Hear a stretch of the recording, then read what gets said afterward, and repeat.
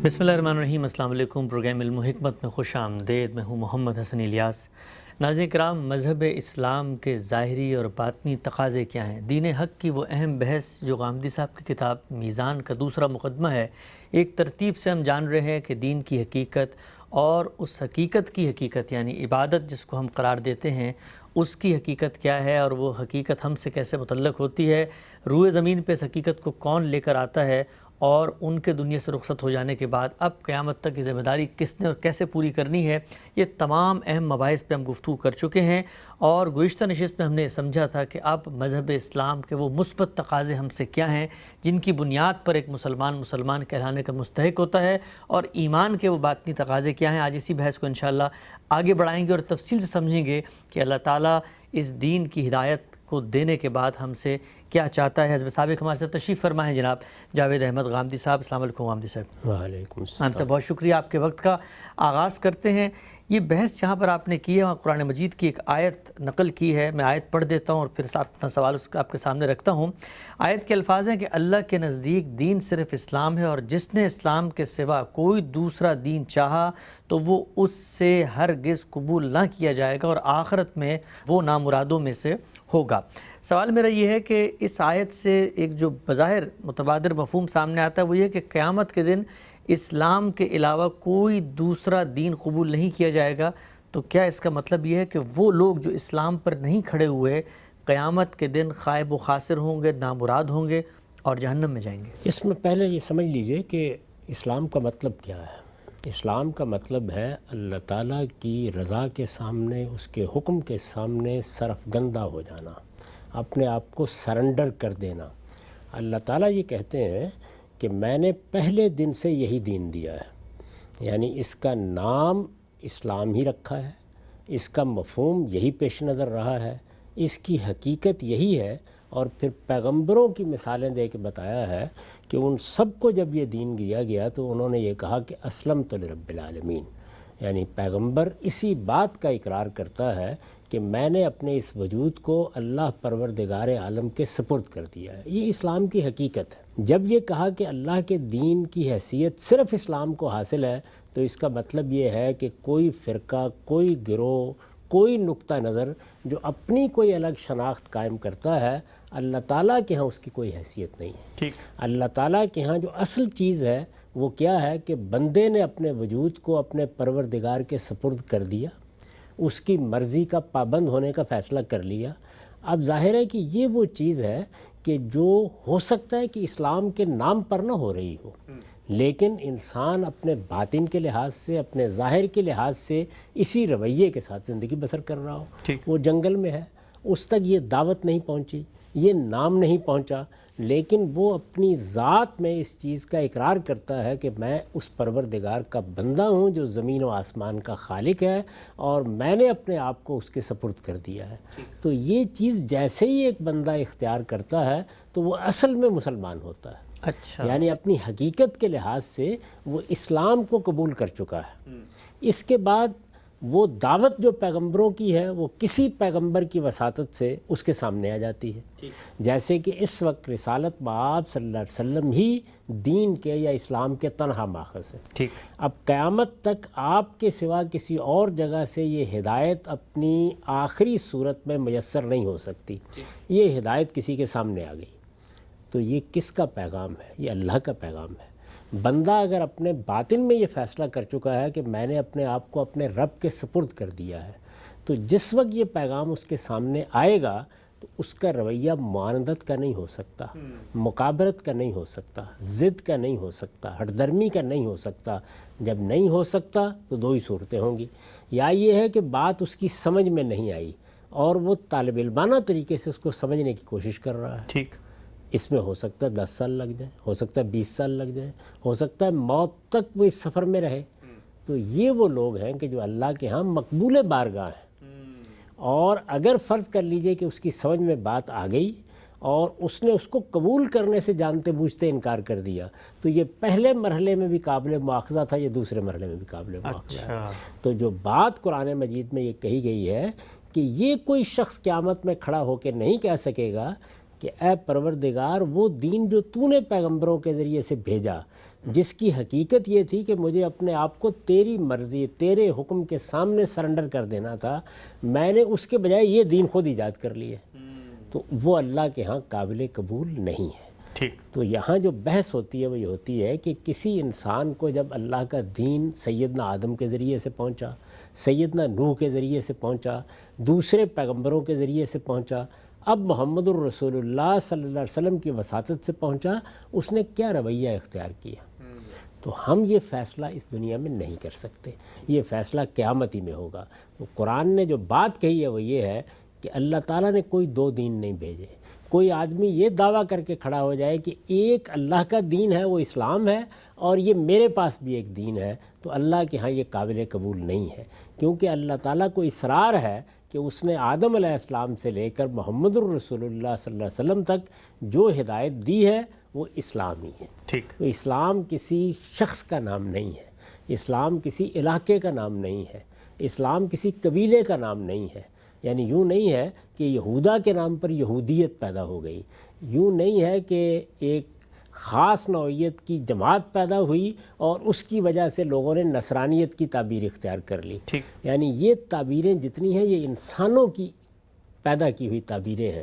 اللہ تعالیٰ نے اس دین کی حقیقت یہ بیان کی ہے کہ یہ الاسلام ہے، یعنی اللہ کے سامنے سرفگندہ ہو جانا، اپنے آپ کو سرنڈر کر دینا، تو یہ اس کی حقیقت ہے۔ یہ حقیقت جہاں پائی جائے گی قبول ہوگی، ٹھیک، اور جہاں یہ نہیں پائی جائے گی وہاں اسلام کا نام ہو سکتا ہے موجود ہو، اللہ کے ہاں وہ قبول نہ کی جائے۔ ٹھیک ٹھیک ٹھیک، ہم سب آگے بڑھاتا ہوں میں اس بات کو۔ ایک روایت میرے سامنے ہے، اس میں بھی یہی مضمون زیر بحث ہے، بیان فرمائیے گا کہ کیا وہ بھی یہی بات بیان کرتی ہے؟ ابو ہریرہ رضی اللہ عنہ سے روایت ہے کہ رسالت پاک صلی اللہ علیہ وسلم نے فرمایا، اس ذات کی قسم جس کے قبضہ قدرت میں محمد کی جان ہے، اس امت کا کوئی فرد ہو یا کوئی یہودی اور نصرانی، ان میں سے جو شخص بھی میرے بارے میں سن لیتا ہے پھر اس چیز پر ایمان نہیں لاتا جس کے ساتھ مجھے اس کی طرف بھیجا گیا ہے اور دنیا سے رخصت ہو جاتا ہے تو وہ دوزخ والوں میں سے ہوگا۔ یہ بات رسالت مآب صلی اللہ علیہ وسلم نے اس دائرے میں فرمائی جہاں آپ نے حجت تمام کر دی تھی۔ اچھا، یعنی آپ کی بعثت ہوئی، آپ نے جزیرہ نما عرب میں یہ پیغام پہنچا دیا،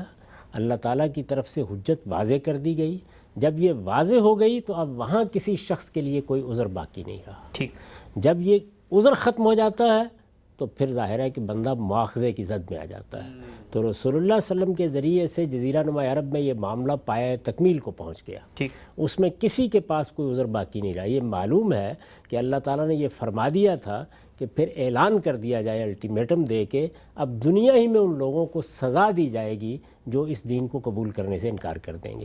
اس کے بعد اب دنیا میں اس دین کو پہنچانے کی ذمہ داری مسلمان امت کو دی گئی ہے۔ ٹھیک، اس کو خود قرآن مجید نے بیان کیا، اس پر ہم گفتگو کر چکے ہیں اس سے پہلے کہ یہ فرمایا ہے کہ اللہ کے رسول نے، اللہ کے آخری رسول نے، اے بنی اسماعیل تم پر اللہ کی حجت تمام کر دی، اب تم کیا کرو؟ تم پوری دنیا کے سامنے اس کی گواہی دو، جا کے اس کی شہادت پیش کرو۔ تو اب دنیا تک جیسے جیسے اس کی شہادت واقع ہوتی جاتی ہے اسی کے لحاظ سے اللہ تعالیٰ قیامت میں لوگوں کا مواخذہ کریں گے۔ یہ شہادت ہم پر بھی قائم ہوتی ہے اور یہ شہادت دنیا کے سب انسانوں پر بھی قائم ہوتی ہے، لیکن قائم ہو گئی ہے اس کا فیصلہ میں یا آپ یہاں نہیں کر سکتے، یہ اللہ تعالیٰ ہی قیامت میں کرے گا۔ ہم تو اپنے قریب کے کسی آدمی کے بارے میں بھی یہ فیصلہ کرنے کی پوزیشن میں نہیں ہوتے کہ فی الواقع اس پر یہ گواہی قائم ہو گئی، اس نے جانتے بوجھتے اس کو رد کر دیا یا اس کو قبول کیا۔ تو اس کی قبولیت اور اس کا رد حقیقی معنی میں کس طریقے سے ہوا ہے، یہ فیصلہ چونکہ پروردگار عالم ہی کر سکتا ہے، تو اس وجہ سے مواخذہ بھی وہی کرے گا۔ ہم میں سے کسی کو یہ حق نہیں کہ ہم حکم لگائیں، ہماری ذمہ داری ہے جو ہمیں پوری کرنی ہے کہ اللہ کے دین کی یہ گواہی ہم اس دنیا کے ہر فرد پر قائم کر دیں۔ خان صاحب آگے بڑھاتا ہوں اس سلسلے کو۔ ایک استدلال بالعموم یہ پیش کیا جاتا ہے کہ رسالت پاک صلی اللہ علیہ وسلم کو مبعوث کرنے کے بعد عالمی سطح پر ایک نوعیت کا اتمام حجت ہو چکا ہے، دنیا کا ہر فرد جانتا ہے ایک پیغمبر آیا، عالم عرب میں آیا، اور اس کے آنے کے بعد وہ سرزمین فتح ہو گئی، جو لوگ وہاں موجود تھے زمین کے پیٹ سے اکھاڑ دیے گئے۔ یہ سب کچھ تو چلے تاریخ میں لوگوں کو نہ بھی معلوم ہو، یہ جدید سائنٹیفک ریولوشن کے بعد ہر چیز انٹرنیٹ پہ دنیا میں موجود ہے، تو یہ تو دنیا کا ہر فرد، ہر یہودی، ہر نصرانی، ہر ہندو، ہر دوسرے مذہب کا، شنتو مذہب کا، بت مت کا، ہر آدمی جانتا ہے کہ رسول اللہ صلی اللہ علیہ وسلم رسول تھے، وہ آئے ہیں، تو یہ خبر تو سب تک پہنچ چکی ہے۔ ہر آدمی بالکل نہیں جانتا، اپنے قریب کے لوگوں کے ساتھ بات کر کے دیکھیے، آپ کو معلوم ہو جائے گا کہ لوگ کتنے بے خبر ہیں۔ اچھا، ان تک یہ بات پہنچی ہوئی نہیں ہے۔ یہ ہم ہندوستان میں، پاکستان میں رہتے ہیں، آپ اپنے ملک میں جو آپ کے ساتھ مسیحی رہتے ہیں ان سے بات کر کے دیکھ لیجئے، آپ کو اندازہ ہو جائے گا کہ باتیں اس طرح نہیں پہنچتی۔ یعنی پہنچانے کے لیے ضروری ہوتا ہے کہ آپ نے بات کو واضح کیا ہو، آپ نے لوگوں کو جا کے دعوت پہنچائی ہو، آپ نے اللہ کی کتاب ان کے ہاتھ میں دی ہو، اس کے بعد ہی یہ فیصلہ ہوتا ہے۔ تو رسالت مآب صلی اللہ علیہ وسلم کے ذریعے سے اتمام حجت کا اہتمام ہو گیا ہے، یعنی وہ سب ذرائع میسر کر دیے گئے ہیں جو اللہ کی حجت پوری کر دیں گے۔ ٹھیک، لیکن ان ذرائع نے کب جا کے حجت پوری کرنی ہے، اس کے لیے مجھے بھی اپنی ذمہ داری پوری کرنی ہے، آپ کو بھی کرنی ہے، ان سب لوگوں کو کرنی ہے جن کے پاس یہ پیغام ہے۔ اللہ کی کتاب پہنچانا یہ ہماری ذمہ داری ہے، فیصلہ یہ اس کائنات کا پروردگار کرے گا، یہ ہم نہیں کر سکتے۔ اس لیے کہ یہ بات کہ فی الواقع بات پہنچ گئی، یہ بات کہ فی الواقع واضح ہو گئی، یہ بات کہ فی الواقع آدمی ہر چیز سے واقف ہو گیا، یہ بات کہ اس نے جانتے بوجھتے انکار کیا ہے یا کسی غلطی میں مبتلا ہے، اس کے اوپر حکم میں یا آپ کیسے لگا سکتے ہیں؟ ٹھیک ہے، ہم سب آگے بڑھاتے ہیں سلسلے کو۔ یہ بتائیے گا کہ دین کی یہ جو مثبت ظاہری اور باطنی تقاضے ہیں کہ ان 5 چیزوں پہ آپ نے عمل کرنا ہے، وہ اللہ پر ایمان ہے، رسول اللہ صلی اللہ علیہ وسلم کو آخری پیغمبر سمجھنا ہے، نماز، روزہ، زکوٰۃ، حج، اور ایمان کے تقاضے اسی طرح اللہ پر ایمان، فرشتوں پر ایمان، کتابوں پر، نبیوں پر، آخرت پر ایمان۔ سوال میرا آپ سے یہ، آپ نے بہت وضاحت سے فرق واضح کیا تھا کہ علمی اختلاف کا دائرہ الگ ہے، لیکن یہ وہ بنیادی اسٹرکچر ہے جس میں ہم کھڑے ہوں گے اور ہماری شناخت مسلمان ہے۔ اگر کوئی شخص آگے بڑھ کے ان 5 ظاہری تقاضوں میں سے اور ان 5 باطنی تقاضوں میں سے کسی ایک کا انکار کر دے، مثلا کوئی شخص کہے کہ میں نماز کو نہیں مانتا، یا کوئی شخص کہے میں فلاں کتاب کو نہیں مانتا، تو کیا اس کے بعد بھی وہ مسلمان کہلانے کا مستحق رہے گا؟ میرا کام یہ ہے کہ میں اس سے بتاؤں کہ تم ایک ایسی چیز کا انکار کر رہے ہو جس کو اللہ تعالیٰ نے کفر سے تعبیر کیا ہے۔ میرا کام یہ ہے کہ میں اسے بتاؤں کہ تم جس چیز کے منکر ہو رہے ہو اس کے نتیجے میں تم شرک کا ارتکاب کرو گے، تو یہ علم میں اضافہ کرنا میرا کام ہے۔ وہ ماننے سے انکار کر دے، یہ ایک سادہ جملہ ہے، کیوں انکار کر دے؟ تعویل کی کوئی غلطی ہوگی، سمجھنے میں، فہم میں کوئی غلطی لگ گئی ہوگی، تو میرا کام کیا ہے یا آپ کا کام کیا ہے کہ ہم اس کی غلطی کو دور کریں۔ در حقیقت یہ دعوت ہے، یعنی اللہ کا پیغام پہنچانا، غلطی کو دور کرنا، صحیح بات کو واضح کرنا۔ اگر کہیں کوئی فہم میں غلطی لگ رہی ہے تو اس پر گفتگو کر کے اس تک صحیح بات پہنچانا، یہ ہماری ذمہ داریاں ہیں۔ اس کے بعد اس فرد نے کیا رویہ اختیار کیا؟ وہ یہ کہتا ہے کہ بات تو مجھ پر بالکل واضح ہو گئی ہے لیکن میں نہیں مانتا، تو پھر تو وہ انکار کر رہا ہے، پھر آپ کو فتویٰ لگانے کی کیا ضرورت ہے؟ پھر وہ اپنے اقرار کو خود دنیا کے سامنے پیش کر دے گا۔ اور اگر وہ اس کے جواب میں یہ کہتا ہے کہ میں اس بات کو اس طرح دیکھتا ہوں، میرے نزدیک تو قرآن مجید کی اس آیت کا مطلب یہ ہے، میں تو یہ سمجھتا ہوں کہ یہ سنت اس طریقے سے منتقل ہوئی ہے، تو وہ آپ کے ساتھ بحث کر رہا ہے، آپ کے اور اس کے درمیان استدلال میں فرق واقع ہو گیا ہے۔ وہ بڑی گمراہی کی تبلیغ کرنے والا ہو سکتا ہے، لیکن چونکہ تعویل کی غلطی میں مبتلا ہے تو آپ کا کام یہ ہے کہ آپ اس کی غلطی کو شائستگی کے ساتھ واضح کرنے کی صحیح کریں۔ یہ اپنی جگہ پر کھڑے ہو کر دوسروں پر حکم لگانا، اپنے نقطہ نظر کی بنیاد پر دوسروں پر فتویٰ دینا، یہ بات ہمیں اللہ کی کتاب نے نہیں سکھائی۔ ٹھیک ہے، ہم سے تھوڑی سی میں اس پہ بات مزید کرنا چاہوں گا آپ سے۔ ہمارے ہاں جو ایک بالعموم معاشرے میں علماء کا بالخصوص تعامل نظر آتا ہے وہ یہ ہے کہ جیسے ہی کوئی تھوڑا سا انحراف نظر آئے تو وہ دائرے سے باہر لوگوں کو نکال دیا جاتا ہے۔ کیا آپ کو لگتا ہے، ظاہری بات ہے انحراف امت میں رہا بھی ہے، اس وقت بھی ہے، آئندہ بھی لوگ پیدا کریں گے، کیا یہ ممکن ہے کہ محض ہم اپنے رویے سے، وہ جو ایک دعوت کا رویہ ہے، اپنی ہی کوئی بھیڑ کہیں چلی گئی ہے تو اس کو بہلا کے، اس کو محبت کے ساتھ ہم واپس لے کر آئیں؟ کبھی کبھی یہ بھی ہوتا ہے کہ غلطی یا فکری اختلاف چھوٹا ہوتا ہے لیکن ہمارے رویے کی وجہ سے وہ اتنی شدت اختیار کر جاتا ہے کہ اگلا آدمی پھر دروازے ہی بند کر لیتا ہے۔ یہی ہوگا، یعنی جب ہم یہ رویہ اختیار کریں گے تو اس سے رد عمل کی نفسیات پیدا ہوگی۔ جو تعلیم ہمیں ہمارے پروردگار نے دی ہے اور جو طریقہ ہمارے پیغمبر نے سکھایا ہے وہ یہ ہے کہ ہم کبھی اپنے حدود سے تجاوز نہ کریں۔ میرا کام کیا ہے؟ میں نے دیکھا کہ آپ ایک غلط بات کر رہے ہیں، آپ کی بات اللہ کی کتاب کے خلاف ہے، آپ نے جو بات کہی ہے وہ بات وہ نہیں ہے جو میں دین کی حیثیت سے سمجھتا ہوں، تو میرا پہلا کام کیا ہونا چاہیے؟ پہلا کام یہ ہے کہ میں آپ سے تبادلہ خیالات کروں گا، میں اپنی بات آپ کے سامنے رکھوں گا، یعنی میں نے تو آپ سے بات ہی نہیں کی، میں نے آپ کے ساتھ گفتگو کر کے آپ کی غلطی آپ پر واضح کرنے کی صحیح نہیں کی، میں نے اپنے آپ کو پیغمبر کی جگہ پہ کھڑا کر لیا ہے، خود مجھے بھی اپنی بات آپ کے سامنے پیش کر کے اس کے دلائل پر آپ کا محاکمہ سننا چاہیے تھا، میں نے ان میں سے کوئی کام نہیں کیا۔ تو دیکھیے میری گزارش یہ ہے کہ دو ہی شکلیں ہو سکتی ہیں، ایک آدمی ایک دین کو مانتا تھا، اس نے اس سے صریح انحراف کیا، انحراف کر کے اپنے انحراف کا اقرار کر کے کھڑا ہو گیا اور اس نے کہا کہ میں نے اس دین کو چھوڑ دیا۔ ٹھیک، اس کے بعد آپ کو کوئی فتویٰ لگانے کی ضرورت ہے؟ کوئی حکم آپ کو لگانے کی ضرورت ہے؟ آپ کو کوئی فیصلہ کرنے کی ضرورت ہے؟ وہ اپنا فیصلہ خود سنا رہا ہے۔ ٹھیک، دوسری صورت کیا ہے؟ دوسری صورت یہ ہے کہ وہ کہتا ہے میں مسلمان ہوں، میں اس دین کو مانتا ہوں۔ اچھا مسلمان کیا، وہ کسی اور دین کا ماننے والا ہے اور وہ اقرار کر رہا ہے کہ میں اس دین کو مانتا ہوں۔ آپ اس سے پوچھتے ہیں کہ اس دین کے ماخذ تو اللہ کی کتاب ہے، اس دین کے ماخذ میں تو اللہ کے پیغمبر کی سنت ہے، وہ کہتا ہے میں سب چیزوں کو مانتا ہوں۔ آپ کہتے ہیں پھر تم یہ بات جو کر رہے ہو یہ بات تو درست نہیں ہے، وہ یہ کہتا ہے آپ کی بات درست نہیں ہے، میں اس کو زیادہ بہتر سمجھا ہوں۔ تو اب اس شخص کے اوپر آپ فتویٰ کیسے لگا سکتے ہیں؟ اس کو آپ کو اپنی دعوت کا مخاطب بتانا ہے، اس کے ساتھ تعلیم و تعلم کا تعلق قائم کرنا ہے، اس کے ساتھ بات کرنی ہے، اس کو اس غلطی سے نکالنا ہے۔ یہ ہے فرد کے بارے میں آپ کا رویہ جو ہونا چاہیے۔ باقی رہ گئی وہ بات جو وہ غلط کر رہا ہے تو بات کی حیثیت سے اس پر حکم بھی لگایا جائے گا۔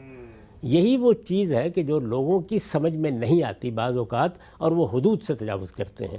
یعنی آپ دیکھیے کہ ہمارے ہاں مثلا صوفیہ کے بہت سے مسالک ہیں، ہمارے ہاں متکلمین کے بہت سے نقطہ نظر ہیں، ہمارے ہاں فقہا کی بہت سی بحثیں ہیں، ان میں سے ہو سکتا ہے کہ میں ایک چیز کو بالکل غلط سمجھتا ہوں، دلائل کی بنیاد پر میں اس نتیجے پر پہنچا ہوں کہ یہ جو کلامی نقطہ نظر ہے یا یہ صوفیانہ تعبیر ہے یا یہ جو عقیدہ قائم کر لیا گیا ہے، اس عقیدے کی کوئی بنیاد نہیں ہے۔ یہ اصل میں اللہ تعالیٰ کی کتاب ہے جس کے فہم میں غلطی ہو رہی ہے، یہ پیغمبر کی سنت ہے جس کو بیان کرنے میں غلطی ہو رہی ہے، یہ کوئی رسالت مآب صلی اللہ علیہ وسلم کی نسبت سے روایت ہے جس کو سمجھنے میں اختلاف ہو رہا ہے۔ تو اس پر اب گفتگو کی جائے گی نا، بات کی جائے گی۔ یہاں دوسرا شخص تعویل کر کے اپنے آپ کو دین کا علمبردار کہہ کر آپ سے مختلف بات کر رہا ہے، تو بات کی غلطی واضح کی جائے گی، اس پر کوئی حکم نہیں لگایا جائے گا۔ یعنی بندے پر، فرد پر حکم لگانا یہ میری یا آپ کی جورسڈکشن نہیں ہے، یہ میرا اور آپ کا اختیار نہیں ہے، اس لیے کہ بندہ جو اقرار کر رہا ہے وہ اس کا اقرار ہے جس پر دنیا میں اس کے ساتھ معاملہ کرنا ہے۔ اللہ تعالیٰ آخرت میں کیا کریں گے وہ تو دلوں کے حال جانتے ہیں، وہ اپنا فیصلہ سنائیں گے۔ تو دو ہی صورتیں ہیں، یا وہ اپنے اقرار کی بنیاد پر کسی دین کو چھوڑ دے گا، اس صورت میں آپ کو کچھ کہنے کی ضرورت نہیں ہے، یا وہ اس دین کا اقرار کرتے ہوئے، اس کا سچا فرما بردار رہتے ہوئے، اپنی طرف سے یہ کہتے ہوئے کہ میں اسی دین کو مانتا ہوں، بہت غلط تعویل کر رہا ہوگا، بہت غلط رائے قائم کر لے گا، بہت غلط نقطہ نظر اختیار کر لے گا۔ یہاں بات پر گفتگو ہوگی، فرد پر گفتگو نہیں ہوگی۔ بات پر گفتگو میں کوئی مداہنت نہیں برتی جائے گی۔ کفر ہے تو آپ بتائیں گے یہ کفر ہے، شرک ہے تو آپ بتائیں گے یہ شرک ہے، گمراہی ہے تو آپ بتائیں گے کہ یہ گمراہی ہے، ہر چیز کو واضح کریں گے۔ لیکن جب تک وہ آدمی آپ کے ساتھ متفق نہیں ہو جاتا، یعنی یہ نہیں کہتا کہ بات تو آپ کی ٹھیک ہے لیکن میں نہیں مانوں گا، اس وقت تک اس پر کوئی حکم نہیں لگایا جا سکتا۔ ہمارے اور اس کے درمیان گفتگو کا تعلق ہے، دائی اور مدعو کا تعلق ہے، بات سمجھانے اور سنانے کا تعلق ہے، تعلیم اور تربیت کا تعلق ہے۔ ظاہر ہے افراد کی نوعیتیں مختلف ہوتی ہیں، آپ کا کوئی بیٹا آپ کے ساتھ یہ بحث کر سکتا ہے، آپ کی بیٹی آپ کے ساتھ یہ گفتگو کر سکتی ہے، آپ کے علاقے کے لوگوں کے درمیان یہ بات ہو سکتی ہے، دنیا کے بڑے دانشوروں کے درمیان اختلافات ہو سکتے ہیں۔ تو اختلافات کے معاملے میں آپ کو حکم لگانے کا حق فرد پر نہیں ہے، آپ کو بات پر بات کرنی ہے، اور بات پر بات میں کوئی مداہنت نہیں ہوگی، کوئی منافقت اختیار نہیں کی جائے گی۔ آدمی کے بارے میں حکم لگانے سے متعلق آپ کا کام ہی یہ نہیں ہے کہ آپ کوئی فتویٰ دیں، اس کا فیصلہ اللہ تعالیٰ نے کرنا ہے۔ آپ کو صرف یہ بتانا ہے کہ میرے بھائی تم یہاں اللہ کی کتاب کو سمجھنے میں غلطی کر رہے ہو یا فلاں چیز کے فہم میں صحیح راستے پر نہیں رہے۔ عام صاحب بہت ہی خوبصورتی سے آپ نے اس نقطے کو بھی واضح کیا۔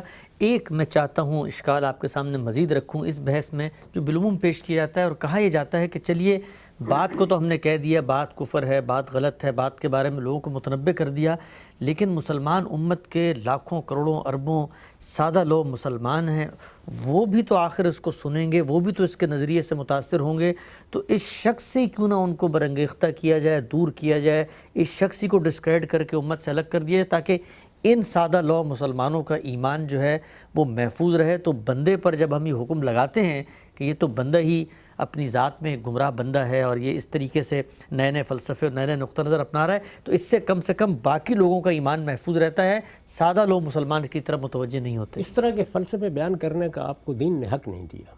دین کے معاملے میں ہم اپنی طرف سے مصلحتیں طے نہیں کرتے۔ اچھا، ہمارا کام یہ ہے کہ جو ہمیں حق دیا گیا ہے اس کے مطابق ہم زندگی بسر کریں۔ ہمیں یہ بات کہی گئی ہے، بلکہ اس کو ہماری ذمہ داری بتایا گیا ہے کہ صحیح کو صحیح کہیں گے، غلط کو غلط کہیں گے۔ یہ معاملہ ہے بات کے بارے میں۔ فرد کے بارے میں کوئی حکم لگانے سے ہمیں روکا گیا ہے۔ اللہ تعالیٰ نے بار بار یہ بات کہی ہے کہ تمہارا کام لوگوں کے دین، ایمان، جنت اور دوزخ کے فیصلے کرنا نہیں ہے۔ یہ اللہ تعالیٰ کا معاملہ ہے، وہ کرے گا۔ اپنے پیغمبر کو بھی اس نے یہی ہدایت کی ہے، لوگوں کو بتایا ہے کہ میں نے دین کے معاملے میں کوئی جبر روا نہیں رکھا۔ میں نے انسانوں کے ساتھ یہ معاملہ کیا ہے کہ ان کو حق دیا ہے کہ وہ بات کریں، وہ کوئی نقطہ نظر اختیار کرنا چاہتے ہیں کریں۔ آپ پورے قرآن مجید کو پڑھ جائیے، اللہ تعالیٰ کہتے ہیں کہ اگر مجھے لوگوں کے بارے میں فیصلہ کرنا ہوتا تو میں کر لیتا اسی دنیا میں نے یہ نہیں کیا، اس کو میں نے مؤخر کر دیا ہے۔ تمہارا کام یہ ہے کہ تم صحیح بات لوگوں تک پہنچاؤ۔ تو صحیح بات کے پہنچانے کے معاملے میں کبھی کوتاہی نہیں کرنی چاہیے، افراد پر حکم لگانے کے معاملے میں کبھی جسارت نہیں کرنی چاہیے۔ یہی وہ توازن تھا جس کو ہم نے مجروح کیا، اور اس کے نتیجے میں پوری امت کے اندر ایسی تفریق پیدا کر دی کہ ہر شخص دوسرے کے بارے میں یہ کہہ رہا ہے کہ وہ اس امت کا حصہ نہیں ہے۔ یہ محمد الرسول اللہ صلی اللہ علیہ وسلم کی امت ہے۔ یہ مراکش سے انڈونیشیا تک رسالت بآب صلی اللہ علیہ وسلم کے ساتھ نسبت کا اظہار کرتی ہے۔ یہ نسبت معمولی نسبت نہیں ہے۔ جب کوئی شخص کہتا ہے کہ میں محمد الرسول اللہ صلی اللہ علیہ وسلم کا پیرو ہوں، مجھ کو کیا حق ہے کہ میں اس کو اس سے محروم کر دوں یا اس کے بارے میں کوئی فتویٰ عائد کروں؟ ہاں، وہ اگر محمد الرسول اللہ صلی اللہ علیہ وسلم کی نسبت سے کسی بات کو غلط بیان کر رہا ہے، وہ قرآن مجید کی کسی آیت، کسی حکم کی تشریح میں غلطی کر رہا ہے، اس کو واضح کرنا میری ذمہ داری ہے۔ میں نے اپنی پوری زندگی میں اس کا اہتمام کیا ہے۔ یہ دیکھیے کہ مثال کے طور پر میں نے تصوف کے بارے میں بالکل بلاغ طریقے سے اپنی رائے بیان کر دی ہے۔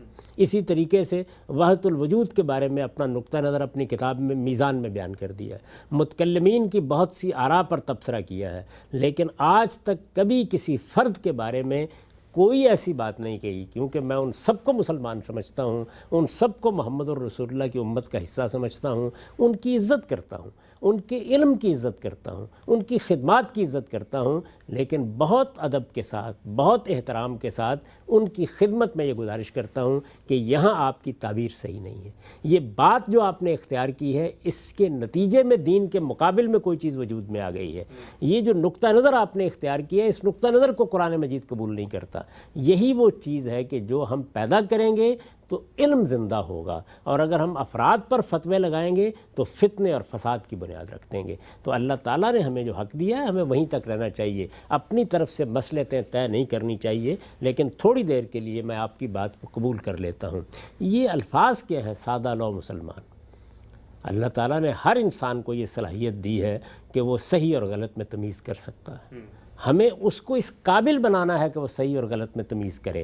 اور وہ کیسے پیدا ہوگی چیز؟ وہ پیدا ہوگی علم کو پھیلانے سے، دین کے بارے میں زیادہ سے زیادہ علم لوگوں تک پہنچانے میں۔ جب ہم جن کو ہم سادہ لو مسلمان کہہ رہے ہیں، ان کو دین کے معاملے میں تعلیم تربیت دے دیں گے تو اصل میں دین کو سمجھنے کے نتیجے میں وہ کسی گمراہی میں مبتلا نہیں ہوں گے۔ اور اگر ہم لوگوں کے بارے میں حکم لگائیں گے تو چونکہ اس حکم کے پیچھے استدلال نہیں ہوگا، یہاں بات کرتے وقت خود ہم حدود سے تجاوز کر رہے ہوں گے تو ہم حقیقت میں ان کو بھی دھکیل رہے ہوں گے کہ وہ پھر اپنی بنیاد پر جو فیصلے کرنا چاہے کر لے۔ تو ہمیں جو طریقہ اختیار کرنا ہے دین میں اختلافات سے متعلق، وہ ہے صحیح بات کو واضح کرنا، غلط بات کے بارے میں یہ بتانا کہ اس میں کیا غلطی ہے، اور اس کے لیے شائستہ مہذب لب و لہجہ اختیار کرنا، بات پر گفتگو کرنا، بات تک محدود رہنا، اس کی غلطی کو استدلال سے بیان کرنا، اور اس کے بعد فیصلہ لوگوں کے اوپر چھوڑ دینا۔ ہم یہاں پر کسی ریوڑ کے چرواہے بنا کر نہیں بھیجے گئے۔ ہماری ذمہ داری کیا ہے؟ انما انت مذکر لست علیہم بمسیطر۔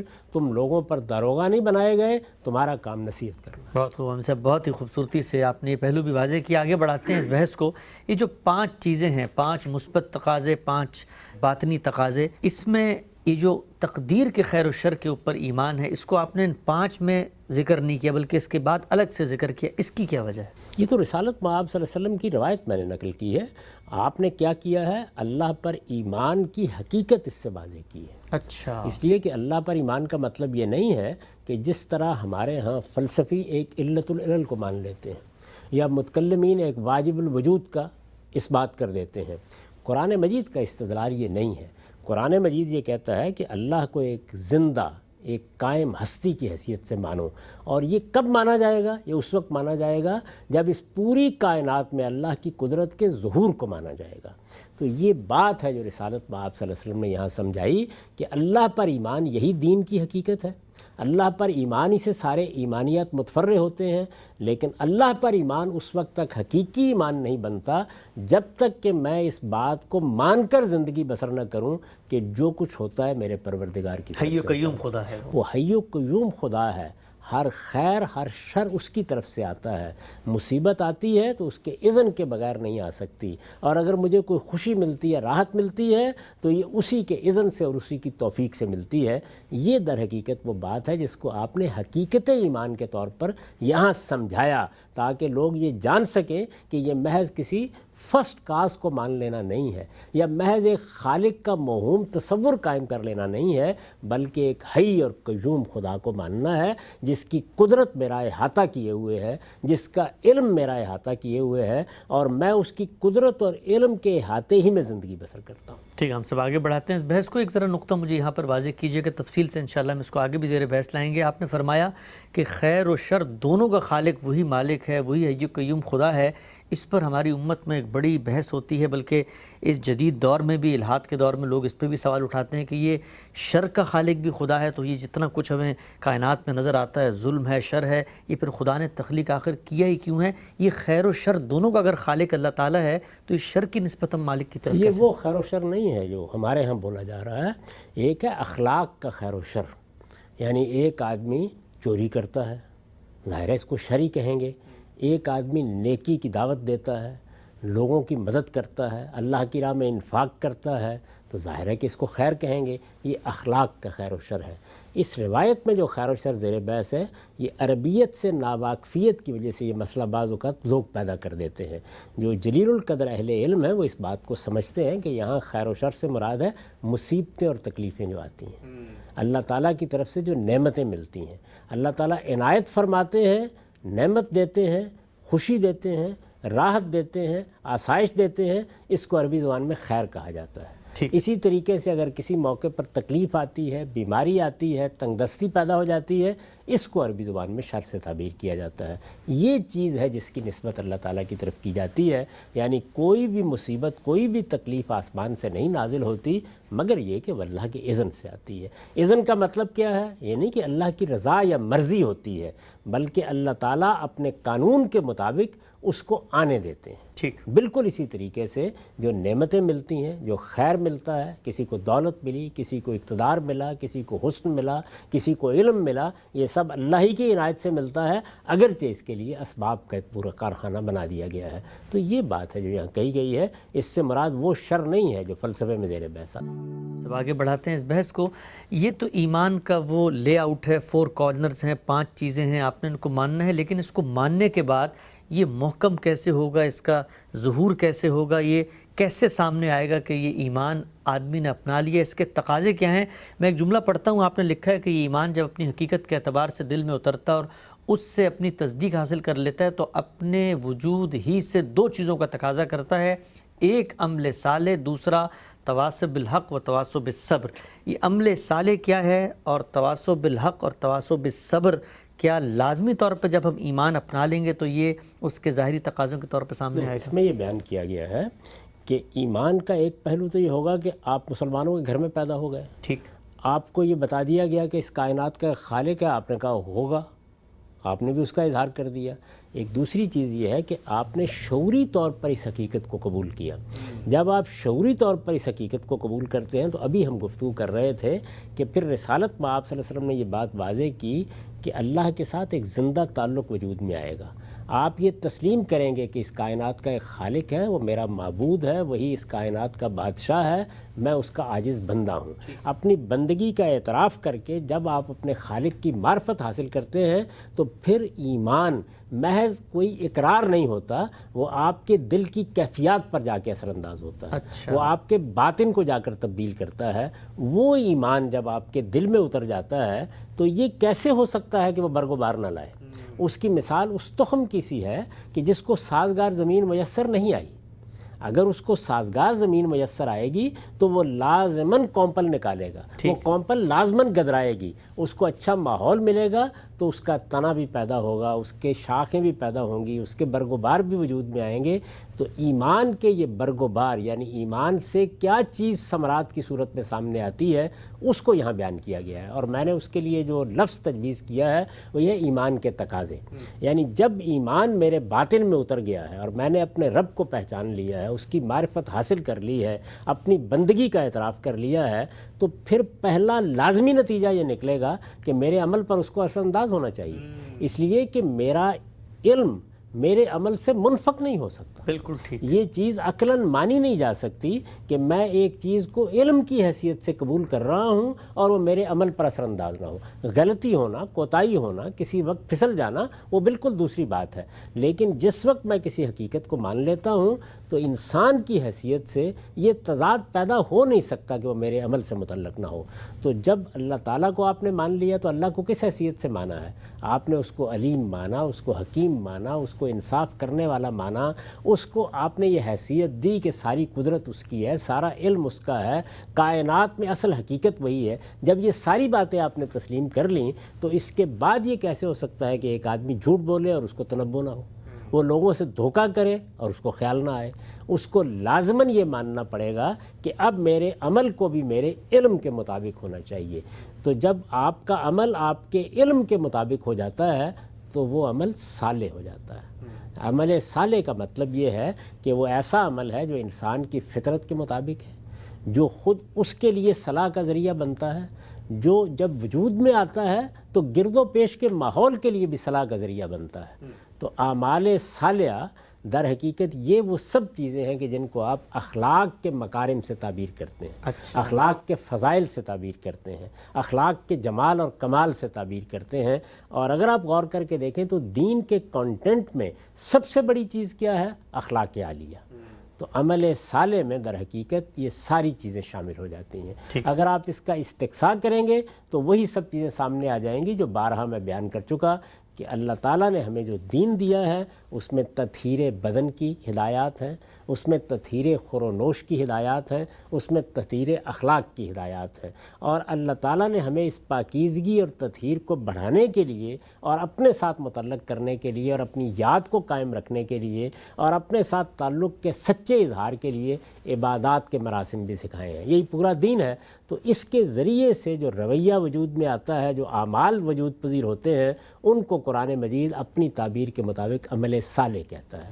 یعنی یہ وہ عمل ہے جس سے نہ انسان کے باطن میں کوئی فساد باقی رہتا ہے، نہ دنیا میں کوئی فساد پیدا ہوتا ہے، نہ اس کے ماحول میں کوئی فساد پیدا ہوتا ہے، بلکہ ہر جگہ یہ چیز صلاح کا ذریعہ بنتی ہے۔ یعنی سچائی اور دیانت اور لوگوں کے ساتھ خیر کا رویہ رکھنا، ان کے جان مال آبرو کا محافظ ہو کر زندگی بسر کرنا، وہ جس کو رسالت مآب صلی اللہ علیہ وسلم نے بیان فرمایا کہ المسلم من سلم المسلمون من لسانہ و یدہ، یعنی میرے ہاتھ سے اور میری زبان سے ہر شخص کی عزت، آبرو، جان مال بالکل محفوظ رہیں۔ یہ در حقیقت وہ عمل صالح کی زندگی ہے جو ایمان کے تقاضے کے طور پر فوراً وجود میں آنی چاہیے۔ یہی وجہ ہے کہ قرآن مجید جب ذکر کرتا ہے الذین آمنوا، فوراً کہتا ہے وعملوا الصالحات۔ تو عمل صالح کا مطلب ہے وہ عمل جو نہ میرے باطن میں فساد پیدا کرے، نہ میرے ظاہر میں فساد پیدا کرے، نہ میرے ذریعے سے سوسائٹی میں، معاشرے میں، دنیا میں فساد پیدا کرے۔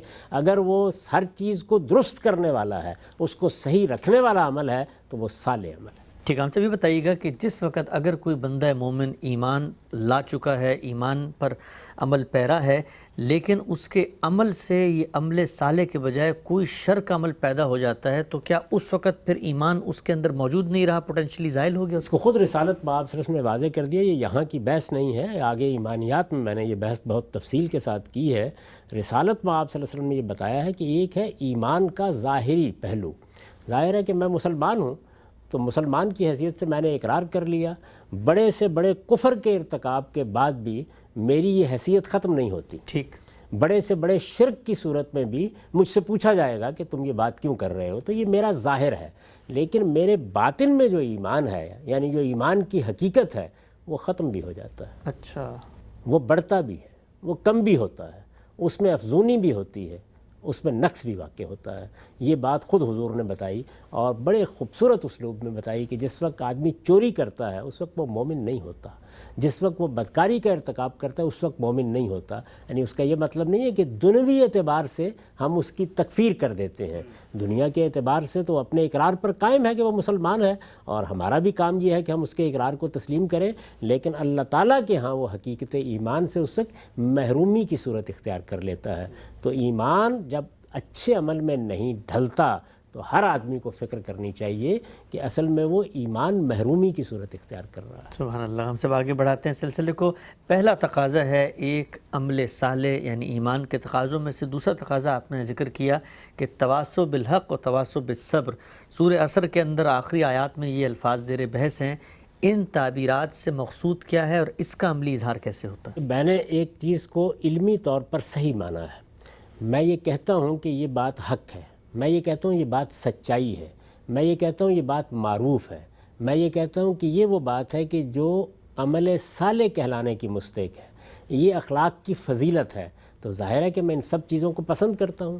جب میں ان چیزوں کو پسند کرتا ہوں تو پھر دیکھیے جس طرح علم کا تقاضا یہ تھا کہ وہ عمل صالح میں بدلے، اسی طرح میرے اس شعور کا تقاضا یہ ہے کہ میں اپنے ابنائے نو کو بھی یہ بتاؤں کہ یہ چیز جو میں اپنے لیے پسند کرتا ہوں میں تمہارے لیے بھی اسی کو پسند کرتا ہوں. اچھا. میں اپنے بچوں کے لیے بھی اسی کو پسند کرتا ہوں، میں اپنی بیوی کے لیے بھی اسی کو پسند کرتا ہوں. بیوی ہے تو وہ شوہر کے لیے یہی پسند کرتی ہے. اسی طرح اعزہ اقربا، آپ کے رشتہ دار، آپ کے تعلق والے، آپ کے دوست، آپ کے احباب، آپ کا معاشرہ، بلکہ آگے بڑھ کر پوری دنیا، ان سب کے لیے میں اسی کو پسند کرتا ہوں. تو میرا ظاہر ہے کہ ایک عام آدمی کی حیثیت سے ایک دائرہ کار ہوتا ہے. میں کسی جگہ پلتا بڑھتا ہوں، کہیں میں کام کرتا ہوں، کہیں میں کاروبار کے لیے جاتا ہوں، کہیں میں پاس پڑوس کے لوگوں سے ملتا ہوں. یہ میرا جو دائرہ ہے اس میں مجھے یہ ہدایت کی گئی ہے کہ میں سچائی کی ہدایت کرنے والا بن کر رہوں. یعنی جب موقع ملے، جب حکمت کا تقاضا ہو، جب ضرورت محسوس ہو، میں معروف پر لوگوں کو بلاؤں، میں منکر کے بارے میں لوگوں کو توجہ دلاؤں. یہ جو توجہ دلانا ہے، یہ جو دعوت دینا ہے، یہ جو لوگوں کو کسی برائی سے روکنے کی صحیح کرنا ہے، ظاہر ہے اس کے تقاضے ہوں گے، اس میں حکمت بھی ملحوظ ہوگی، اس میں تعلق بھی پیش نظر ہوگا. لیکن میں اپنے بیٹے کو، اپنے باپ کو، اپنے اعزہ کو، اپنے دوستوں کو یہ بتاؤں گا کہ یہ بات صحیح نہیں ہے. اگر کوئی میرے اعزہ اقربا میں چوری کرتا ہے، بددیانتی کرتا ہے، رشوت لیتا ہے، تو یہ وہ چیز نہیں ہے کہ جسے میں نظر انداز کر دوں گا. میں جب ان چیزوں کو برا سمجھتا ہوں اور ان کا انجام برا دیکھتا ہوں تو میری خیرخواہی کا تقاضا یہ ہے کہ میں یہ بتاؤں سب لوگوں کو کہ ان چیزوں سے آپ کو بھی بچنا چاہیے، اور اچھی چیزیں ہیں تو ان کو آپ کو بھی اختیار کرنا چاہیے. تو یہ میرے نزدیک میرے ایمانی شعور کا لازمی تقاضا بن جاتا ہے. اس کو قرآن مجید نے بڑی خوبصورت تعبیر دی ہے سورہ عصر میں.